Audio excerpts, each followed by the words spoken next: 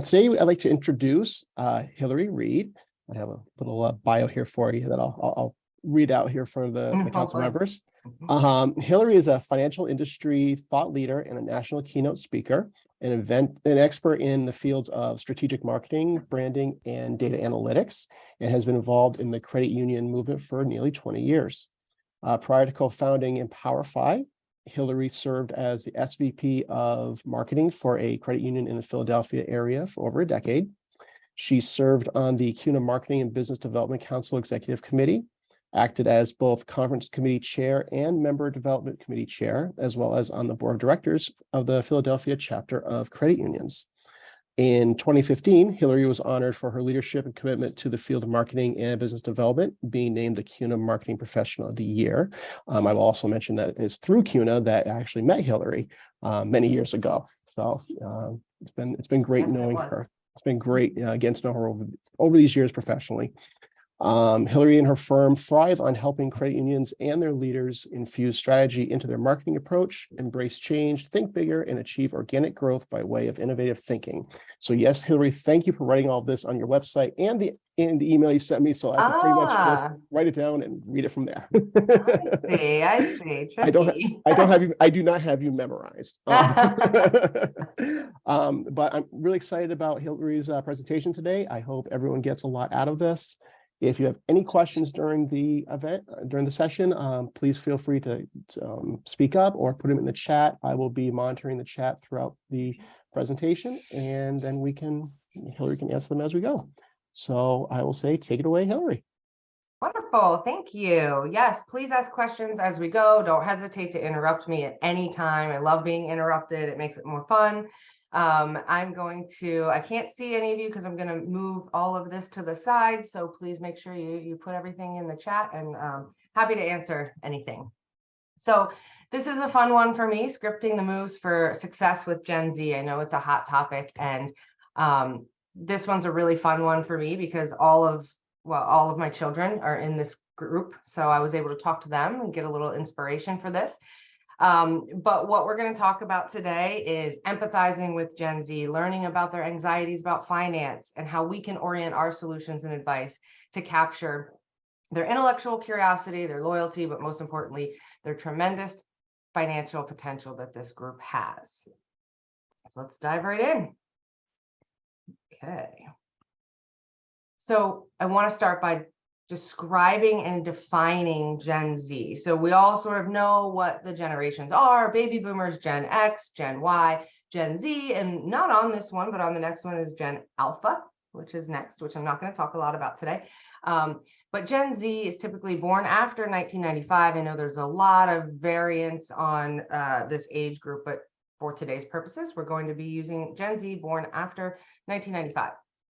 So this is probably one of the best depictions of the generations that I've ever seen. And, I can send you this presentation afterward, so you can see this and look at it more in depth, because man, is it fun to look at.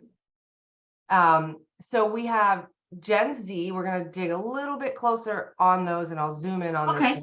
You can see over here on the right, Gen Z, we have born 1995 to 2009. That makes them ages 14 to 28. So let's look a little bit closer here. I love this part of it because it talks to us about what their key words are and their slang that they like to use. And I think we've all heard all of these words. And they lived through the global financial crisis. The hot vehicle during their time and their generation is the Tesla. Folding scooters were pretty big. Those aluminum ones, those were huge for this generation. Spotify, up and coming during this generation. And then finally over here, we have a little bit about them personally. Leadership style: they're empowering leaders, they're collaborators, they're multimodal learning style. They get some of their advice and influence from forums, not just from social channels and things like that. And their marketing is primarily digital and social. So that's a little bit defining around Gen Z before we dig into what makes them tick. All right. So to define them, This is a little bit lengthy, but I thought it was really important because it tells a really good story about defining Gen Z.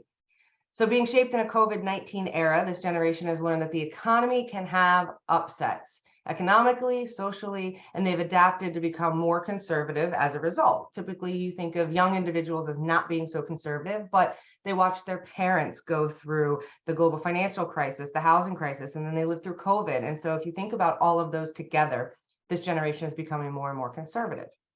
It also means that they're more resilient. They focus on education and they recognize the importance of it in their foundational years. They know that in a competitive environment, they need to upskill and retrain and can't just rely on job for life stability. You know, in a lot of places, gone are the days of, getting a union job and sticking with it until retirement. And that's just not necessarily what this generation is doing. Lifelong learning is their mindset, it's their mantra. You'll see them jump from job to job, but it's not necessarily because they're unreliable. It's because they're looking to improve, they're looking to keep learning. And if their current career isn't doing that for them, they will leave. And this generation is conscious that they need to work hard to achieve the things they want in life. And this mindset goes against some of the stereotypes of young people that we think of today. Gen Z volunteer at a higher rate than the average American, and they're more likely to work for a non-for-profit than any other prior generation. And they focus on values, fulfillment, and making a difference within their lives. That matters more than what they can earn. But at the same time, they're financially conservative. Many are diligently saving for a home and still believe in that great American dream, but they want a place of their own. And as we'll talk about a little bit later, not being able to afford a house is one of their greatest fears.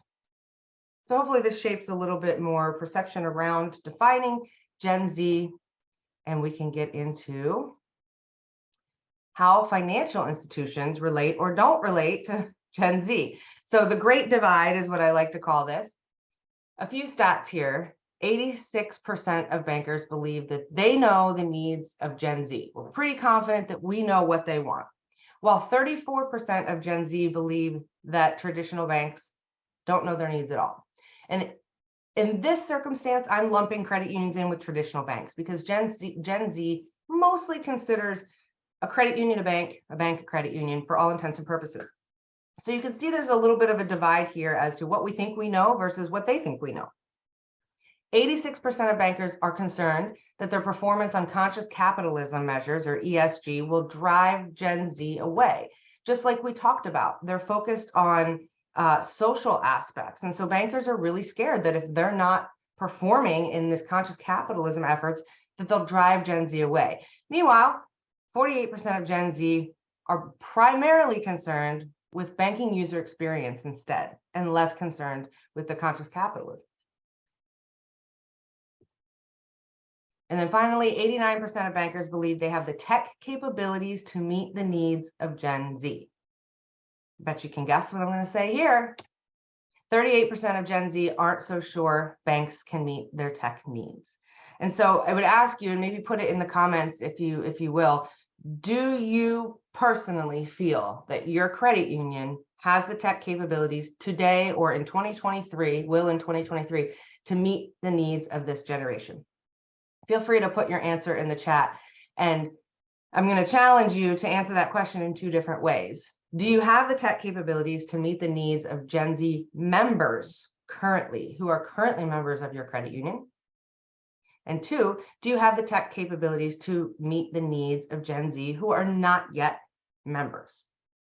And those are two completely different questions, because members will accept a lot of poor tech if they're already members, because we all know how hard it is to switch financial institutions. And I think it would take a lot of poor tech to make somebody switch.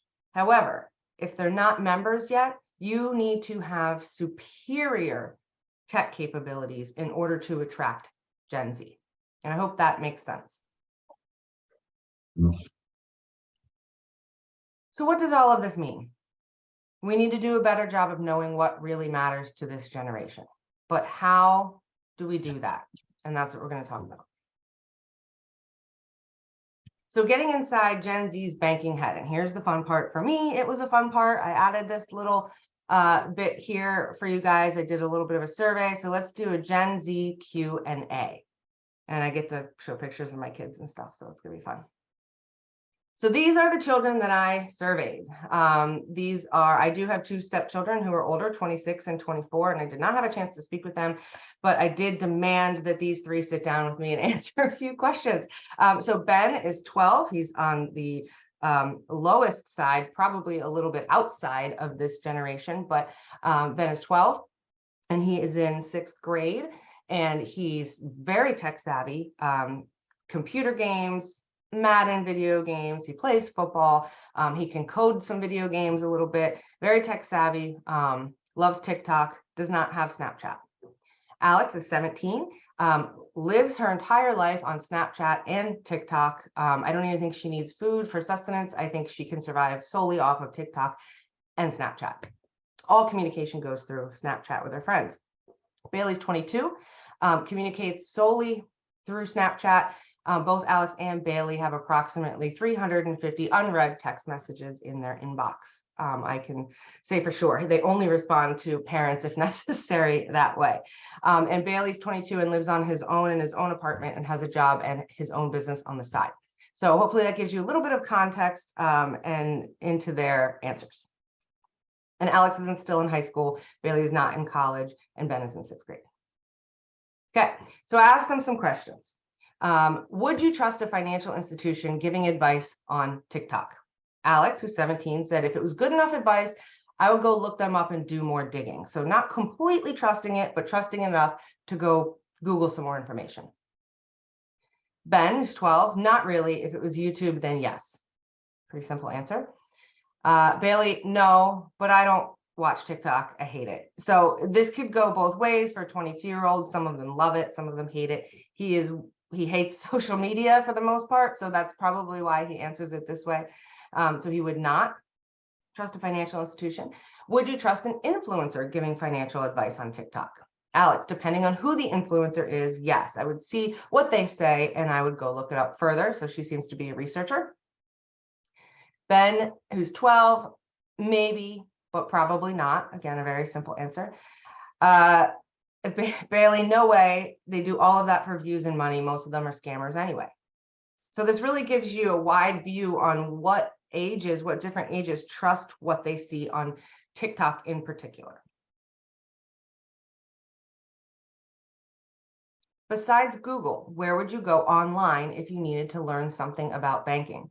Alex, who's 17, said YouTube, and keep in mind, Google was all of their first answers. So I had to revise this question, say besides Google. So, the first thing kids do is go to Google. So Ben said, if you couldn't go to Google, YouTube. And he said that I use TikTok for fun, but I trust YouTube more than TikTok, which I thought was very interesting.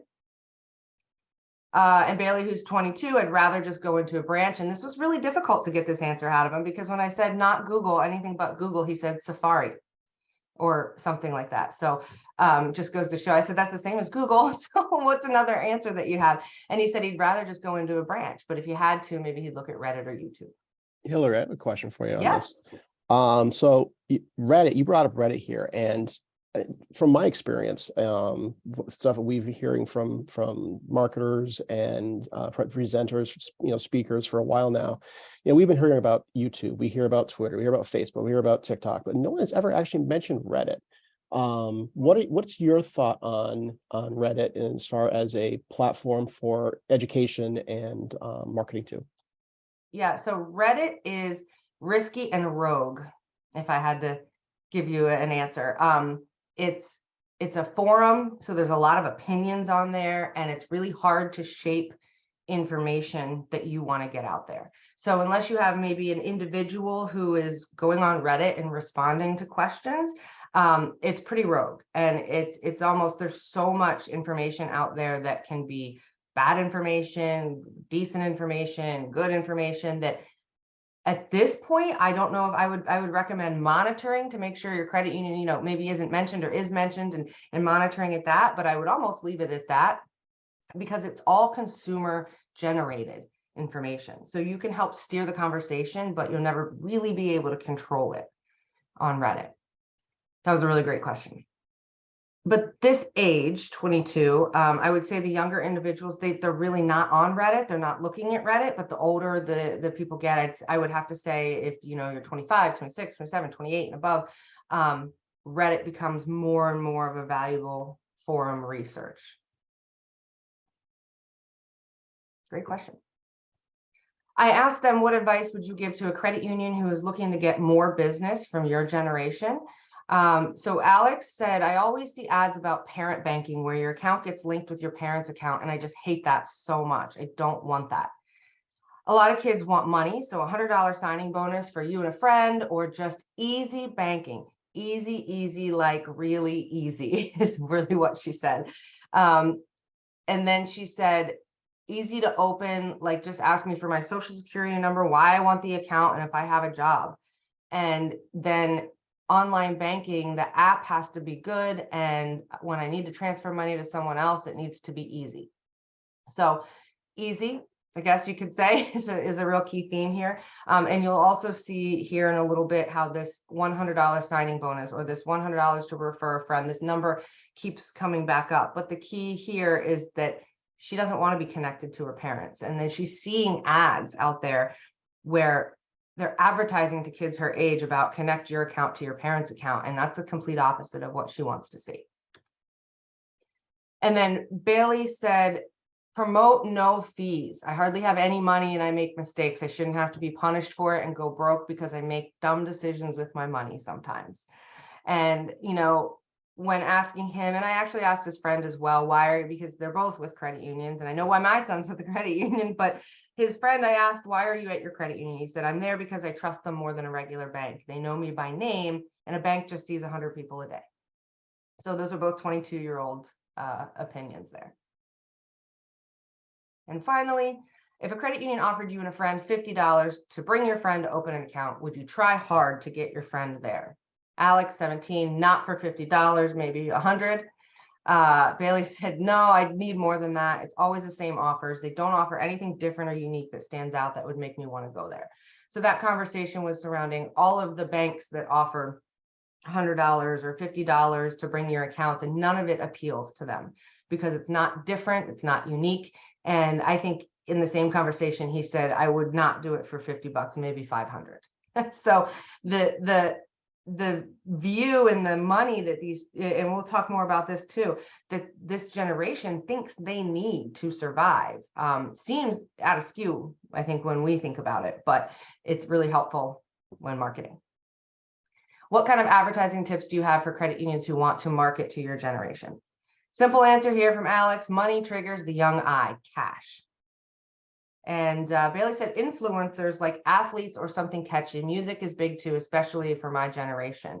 And I had asked him because influencers, TikTok really wasn't his thing. And so when he says influencers here, he's not talking about social influencers. He's talking about athletes, comedians, those people that he follows on maybe Instagram or places like that, not necessarily social influencers. I think that might be it. Okay, so that was it for my fun little household trivia. If you have any questions, please let me know. I'm happy to go back to those and elaborate on any of those. But they'll be helpful in what we're going to talk about next. And so it sort of shapes their perception that they have. So what financial institutions should know about Gen Z's financial behavior? They live digital first. This seems really obvious to all of us, but having an e-commerce stack is not just enough. Being multi-channel and always on is prized. The generation is fully digitally native and can sniff out poor UX like well-bred bloodhounds. So when it says that they are fully digitally native, I have to argue that a tiny bit. I probably should have reworded that. The older generation, Gen Z, Bailey, who's 22, he did not necessarily grow up with a tablet or a cell phone in hand until I think he was about 10 years old before something like that was introduced.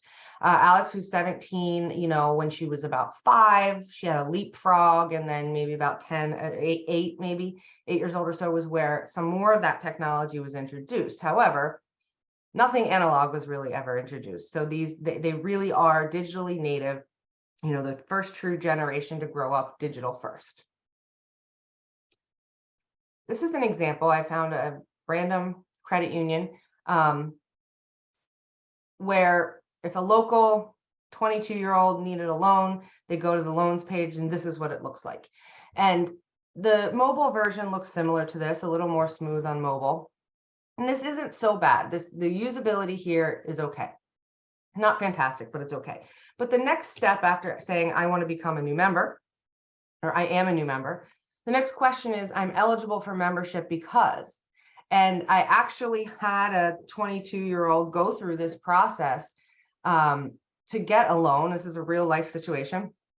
And I got a phone call every step of the way asking me, I don't even know what this means. I don't know what I'm eligible for. How do I know what's geographic mean in terms of eligibility? So we find ourselves speaking in credit union financial terms, and we're so in it day to day that I think we often forget that not only does user experience have to mirror what these kids are seeing day in and day out online, but the verbiage, the way we speak to them has to mirror that as well.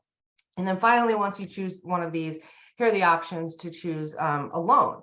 But if you can see here, and this person needed a personal loan, and I got another phone call. They don't have personal loan on this list. And I know that everybody here probably knows which one to choose on this list.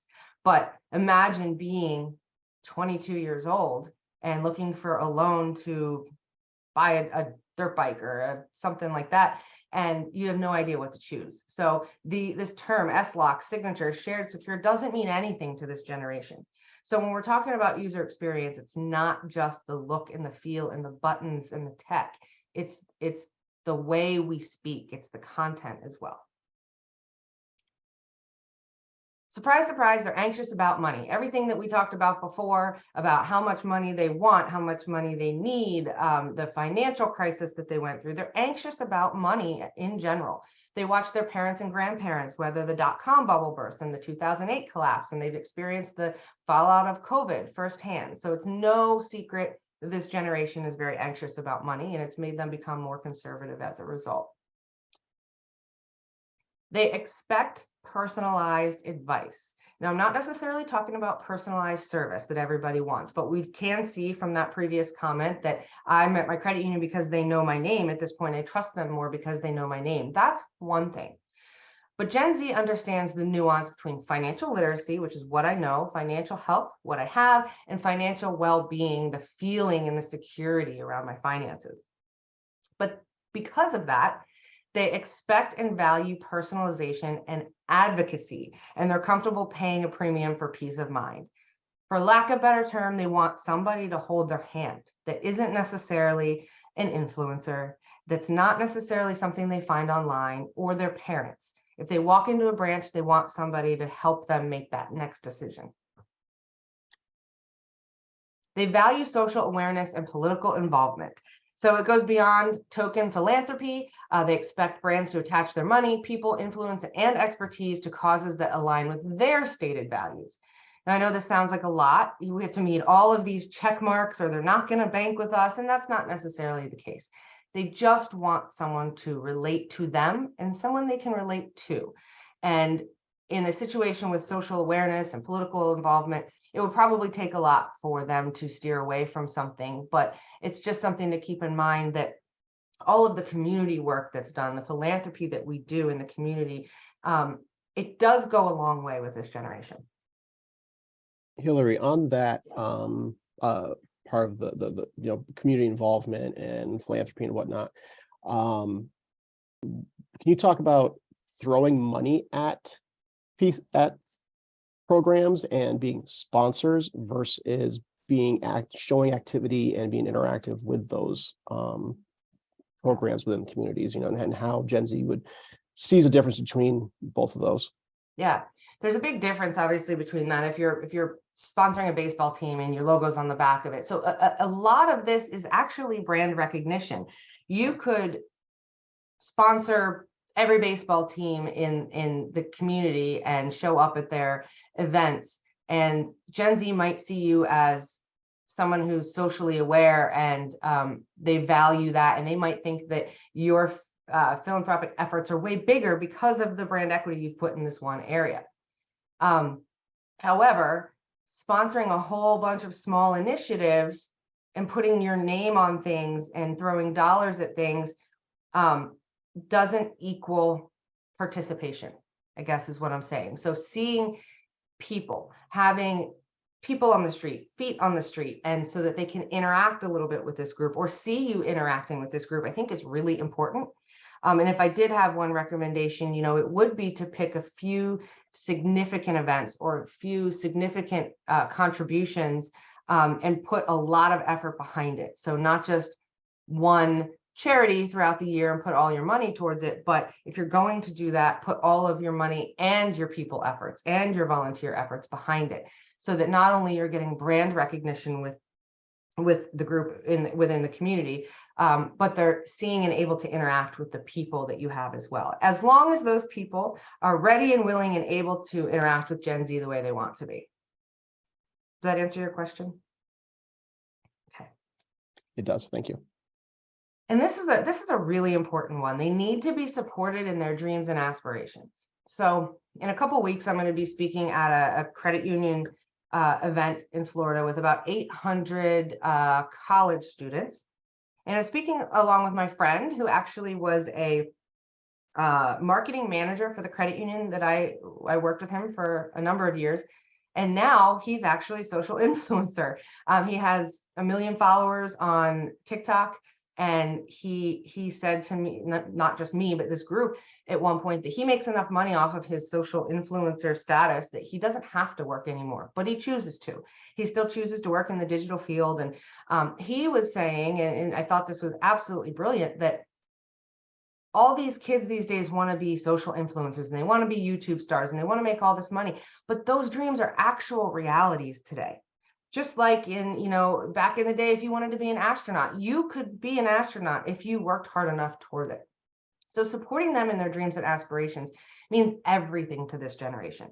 1 in 4 Gen Z want to be social influencers, but that can be a reality. So whether you're a parent, a financial institution, or you have any kind of relationship with this generation, you have to not only show support, but connect with them on their dreams and aspirations, regardless of what they may be. And we'll talk a little bit about that here in a bit on how you can do that. All right, any questions I missed on any of those sections? I just want to make sure I don't miss anything. Please feel free to ask away.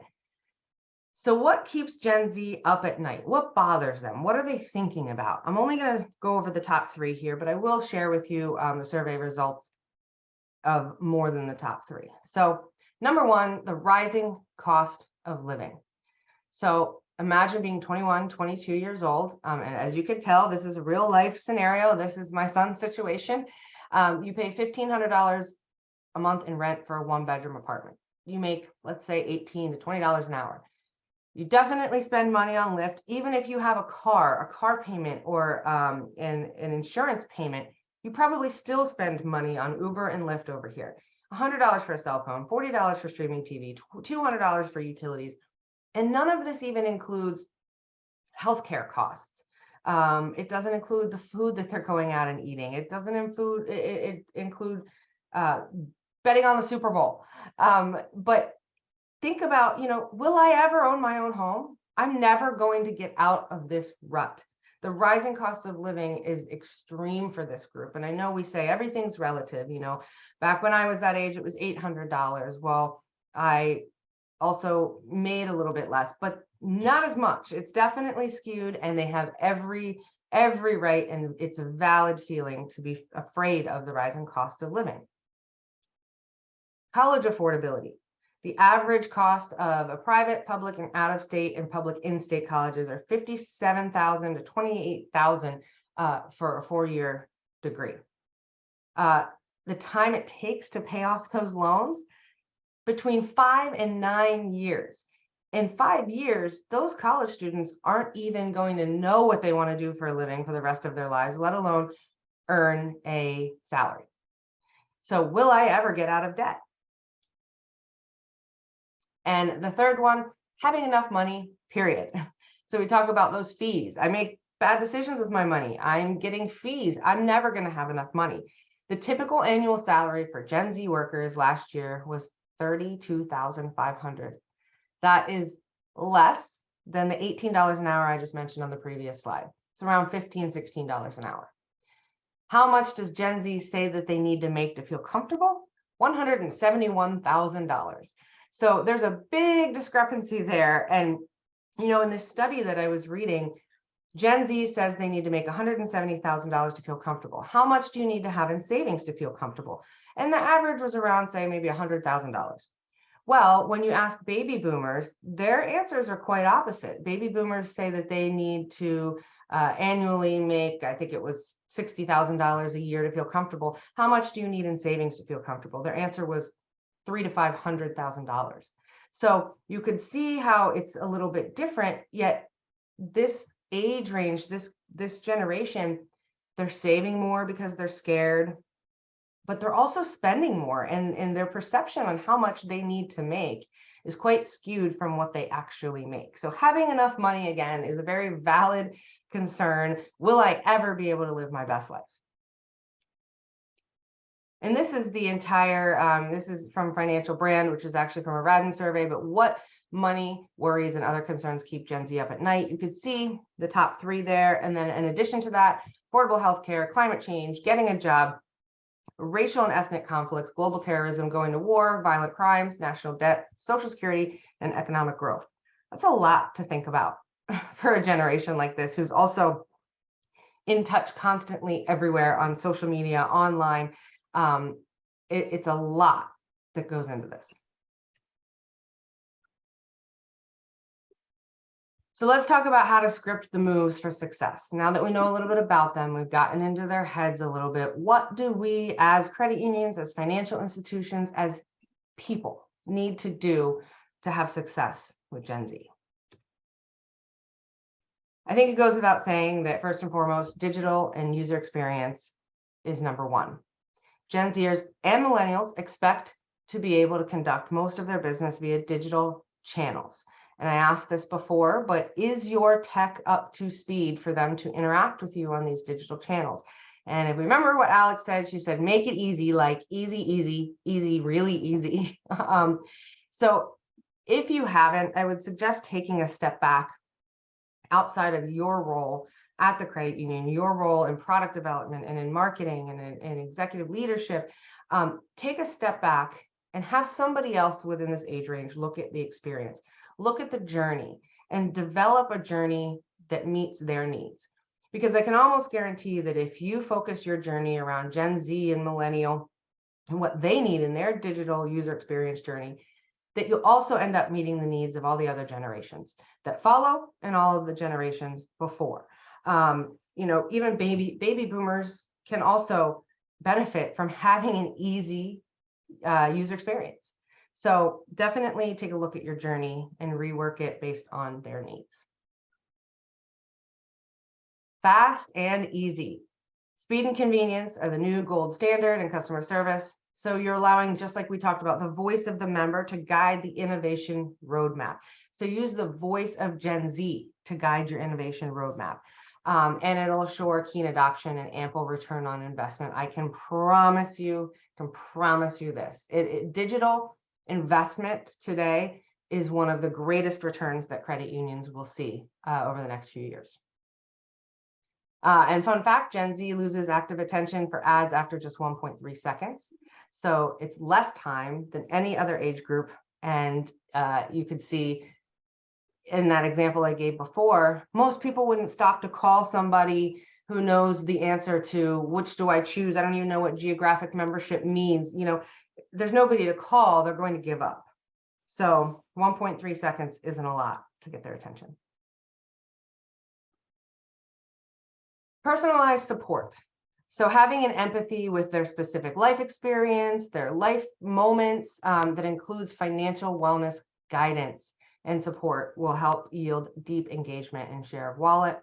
Everything that we talked about, a pro tip, you can hold in-person educational events, but geared towards this generation, not necessarily how to get a mortgage or how to buy a house. Yes, that could be valuable to them, but some of them aren't even there yet.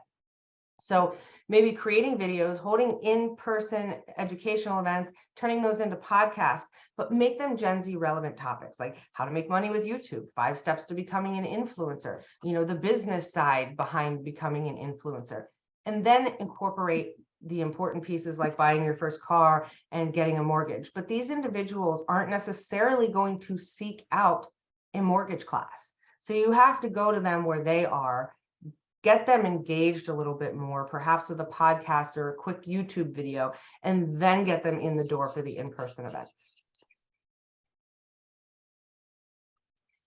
And this is a tricky one, engage their parents. I almost didn't want to put this one in here based on the feedback that we got, but I will.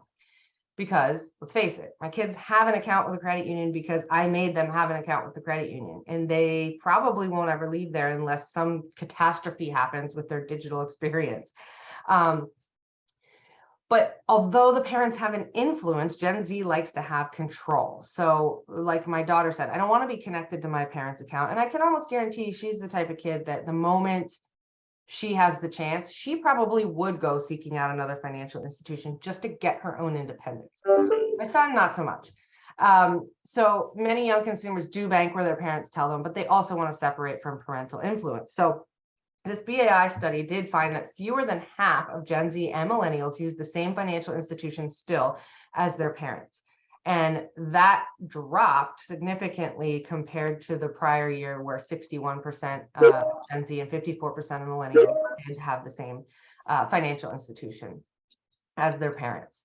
So you can see they're slowly pulling away from their parents. So although you can engage their parents, be careful. And we'll talk about that here on the next slide. Target your marketing to Gen Z, not necessarily the parents. The more interaction, the more engagement and shared wallet you have with the parents, the better for those parents who will be bringing their children in. But once their children are there, and in addition to that, target your marketing to Gen Z. With the rise of technology, Gen Z are making financial and banking decisions right from their phone. They see an ad, they'll click on it. They see an Instagram ad, they'll buy it. So they're doing all this without the help of their parents. If they have a bank account, if they have a debit card, if they have a Cash App or a Venmo card, they're going to use it to buy things online. So what's stopping them from making other financial decisions? So credit unions can help steer those decisions while still gaining market share. Gen Z is eager to achieve financial independence, like we talked about. While you can talk about their parents, don't overdo it in your marketing efforts. Definitely a pro tip, which I didn't even realize until I did this presentation. Something else that Alex said, I see ads all the time that talk about, bank accounts that connect to your parents. I definitely don't want that. So providing guidance and support. This is a really important one. Getting to know your audience, getting to know your Gen Z target audience. Make it a point to be that guidance that they need to achieve their goals and aspirations and calm their fears. So if I don't know something, I'm going to want to call. If I can't reach you on the phone, I better be able to reach you via chat. And if I have to go into a branch, I certainly hope that person there is prepared to support me and hold my hand. They want someone besides their parents to be their financial advocate. And imagine if instead of going to Google or YouTube, they actually turned to the credit union. And in order to do that, they're not always going to be able to come into the branch. So online chat, text capabilities, those are things that should really be on your next horizon if you want to gain more share of wallet from this group. And Ben, who's 12, said, and he was extremely frustrated and extremely passionate at the same time about this, he said, why don't they teach us things like taxes or how to drive a car or how to get a debit card in school? I have to go to YouTube to get that. I don't understand. And he was so frustrated with that. He's only in 6th grade. He doesn't know that maybe in high school you'll learn a little bit about that. But we all know as credit unions that financial literacy is not taught as much as it should be in schools. So we need to do our part to educate them and go to where they are. So finally, as a summary, I wanted to kind of put this all together in one document so you could see where we started and where we came from, and then I will open it up for questions. We got inside Gen Z's head. We learned that they live digital first. They're anxious about money. They expect personalized advice and advocacy. They value social awareness, and they need to be supported in their dreams and aspirations. they're kept up at night by thinking about the rising cost of living, college affordability, having enough money, affordable healthcare, climate change. It's a lot. And if we want to connect with them, if we want to get more from them and give more to them, we need to focus on digital experience, be fast, quick, easy, give them personalized support and advocacy, engage their parents. Don't forget about their parents, engage them a little bit, but target market to Gen Z, and finally provide that guidance to them that they need so badly. That was a lot of information, a little bit of time, but I'm going to stop and open it up for kind of a chat and discussion and see what you guys have. There's a couple questions on the chat, Hilary. I'm going to start at the very top here from Jen. It says, curious what Gen Z means by tech needs. What are table stakes for them? I know you touched on that a little bit, but if you want to clarify or definitely. That's a great question. So I think their tech needs are not as technical as we think. We look into this and we're thinking, oh, they need all of these things. Well, we've learned that they really don't like to text. If they have to, they would choose text maybe over going to a branch. But their tech needs are simple. It's a 1 to 2 clicks to get to the important stuff on your website. It's having chat so they don't have to call in on the phone. And it's the online banking, connecting, with the fintechs. I'd say, we might not ever be able to replace things like Venmo or Cash App, but making it really easy to connect to those things, and Zelle and things like that. Their tech needs are not as deep as we think they are. It's just a matter of sort of finding out what they are for your target market and moving in that direction. And I see the next question here. Okay, so a lot of you responded to the question. Don't necessarily have the tech needs for current members and won't be meeting future member needs. That's a very honest answer. On our way there. And I think that's, with credit unions, that's often the problem, is that we're always on our way there. We're never there. And it's hard to get there because as soon as we get there, there's something else. So being nimble and being able to make fast decisions is really, really crucial in catching up digitally. 19-year-old prefers to go to the branch, doesn't like calling. There's something about that age range, 19, 20 to 24-ish. And actually, I did read a part of this in one of the studies, that Gen Z is the highest generation likely to visit a branch. And that really surprised me. They said that there's a direct correlation in the confidence or lack thereof in your finances and visiting branches. So the less confidence you have in your finances, the more likely you will want to visit a branch. And Gen Z really enjoys the cafe branches, the ones where you can get coffee and free food and things like that. But a lot of it comes back to this generation feels misunderstood sometimes. They feel like nobody connects with them the way they want to. And so going into the branches is sort of like a cry for help almost. Like, I want somebody to connect with me. I need this help. So I'd rather go into the branch than call or chat all day long. And that's contrary to how they're communicating with their friends with Snapchat. It's completely contrary to that. But as you can see, when they need an advocate, they prefer in person. Let's see here. Online services, PayPal and Venmo always seem to be offering bonuses if you get friends to sign up. Yes, that's probably where they see a lot of it. And young people are so impulsive. So they might do it and regret it later. So I think that's where the education piece comes in and not just throwing money at them. Do you find that rewards play a part with Gen Z? Honestly, not really. I mean, if I'm being honest, rewards that credit unions typically have to offer, no. Perhaps if it's like a credit card reward that's a very good, keep in mind, they think they need $171,000 a year to survive. So these kids aren't going to do a lot for a $5 iTunes gift card. So when you are doing rewards or looking at rewards, it has to relate to them, concert tickets. I mean, things that maybe credit unions can do in bulk and do for less money, but mean more and have more value to them. Let's see here. Mobile app, extremely important. All my payments are basically automatic, rarely do transactions when I'm at work. And I think this generation is a little bit scared of automatic transactions because of the fees and things coming out automatically. Something else we have to remember is it's not taught in school. It's not taught by parents. Nobody balances their bank account anymore. It's you have an app, you know how much is in there. If I do this, this is what's happening. So if something's automatically withdrawn, I think it does scare this generation a little bit. So I would almost see them back off and go a little bit more traditional in paying their bills, and paying the bill online every month when it's due, and way more hesitant to have some things automatically come out. Let's see here. Do you have any recommendations on how to simplify the application journey? A lot of the complexities come from the compliance and regulatory requirements. Have you seen an institution do this well, or suggestions on how to simplify regulatory requirements?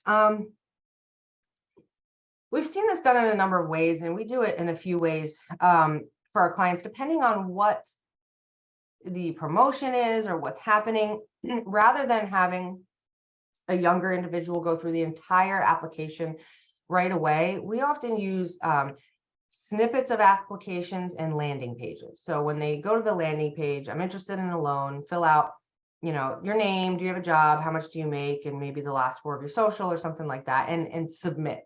And then that next step is the crucial part in that journey. It's picking up the phone and calling them. It's sending them a text or an email, but engaging with them instead of making them have to go through an entire application all on their own with no hand-holding from the beginning. So we've seen a lot of success in that, and turning, instead of an application, we're turning them into leads, and they become a very hot lead because they want a loan, but they want you to walk them through it. So the regulatory stuff then comes after you've talked to them, after you've walked them through it. Maybe you take the rest of it on the phone, which makes them feel a lot better. So that would be one way to get around and simplify, in their mind, to simplify the application journey. Let's see. Let's see what other questions we have. Seems like a lot of people prefer live chat. I know when I was looking for another credit union, live chat was a make or break. For all of us sitting at our desks all day, we don't want to call in, we want to live chat. So that is a big one. One piece of advice is, if you don't have that, start with live chat. Let's see. The secured credit card. The secured credit card is a great opportunity, and sitting in front of somebody and talking about a secured credit card is super educational in nature. And the problem with secured credit cards is that's almost the only way to get them to understand the secured credit card. Unless you do a video about it, and attached to that video is a form that creates a lead. That's a really great in-person product, but I wouldn't expect to sell a lot of those outside of in-person where the education is happening. It's a great point. I think that's all the questions I had. Were there any other questions live and here and on screen while I'm here? Hilary, what do you think about going to where Gen Z is? We're talking about digital marketing and whatnot, but what about physically in person, like schools, colleges? How can the credit unions leverage that to help build their membership and get in touch with Gen Z? So educationally, I'm a big fan of financial reality fairs. I don't know if you guys have those up there or do those up there, but we do a lot of them down here. They're one of my favorites for educational purposes. Now, that's not marketing. That's totally separate. Most kids in high school don't want to see anything about being marketed to them while they're at school. They don't care. They have way more other social obligations. Believe it or not, in, again, one of the studies I was looking at, in-store and in-mall advertising is actually fairly popular with this age range. Shoes are a big thing, shoe stores. You'd have to really find that niche and find where that is, but physically seeing a sign for something and having a QR code and a call to action on it for them are really key. Outside of that, they are being attacked with so many things digitally online. So to get to them where they are is going to have to be an Instagram ad or a TikTok ad, and that's tough to break through the noise. So going where they are is really tough, but if you do have their physical address, I can almost guarantee that people between the age of 18 and 24 aren't used to getting mail or postcards that are visually appealing and have an offer on them. A lot of them get credit card offers in letters, and half the kids don't even open their mail if it has a letter. So if there is something catchy, I recommend mailing it to their house and make sure it's in their name and not in their parents' name, and making it a catchy postcard that they can see right away and instantly get the information. Great. Do we have any more questions for Hilary while we have her here today? And I'm happy to, I think there's one more slide with my information. I'm happy to answer any questions afterward. If there's anything, I could send you a copy of the presentation. Feel free to email me or connect with me on LinkedIn. My email address is right there. Great. All right. Well, thank you very, very much, Hilary. This has been a lot of awesome information. Thank you And for having me. I especially love, the fact that you brought your kids into this and used them as guinea pigs for questions. I love it. I'm happy to ask any other questions that you'd like me to as well. So reach out to me individually.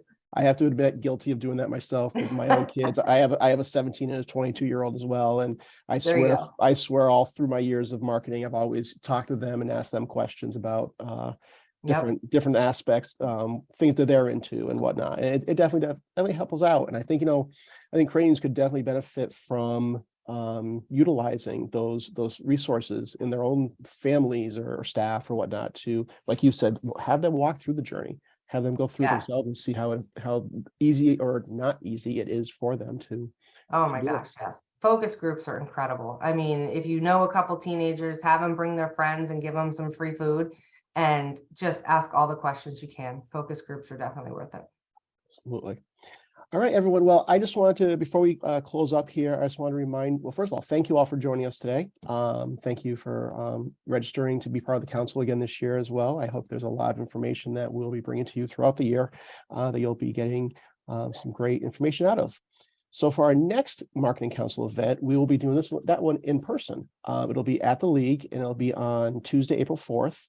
We will have two presenters that day. We have Jeff Rendell, CEO of Rising Above Enterprise, and he'll be speaking about bringing focus to your marketing activities to create more benefit for your members and steer growth for your credit union.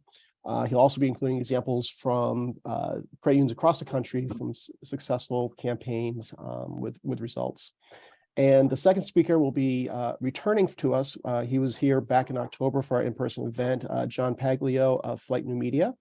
And John's going to be doing a little bit of a deeper dive into GA4 for us. He introduced that back in October, and we're hopefully get some more information. I know there was people asking about that as a topic for this year. So both those speakers, as I said, will be on April 4th, and registration information for that will be coming out in March. This session today, again, thank you so much, Hilary. It's been recorded, and I'm going to put it up on the League's website and on YouTube. I will be sending a link out to that hopefully by the end of the week. And as Hilary said, she has this presentation for anyone that needs it, and I have it as well, so you can contact me for that. But otherwise, thank you very much, everyone, and I hope you have a wonderful rest of the week and have a great rest of the day as well.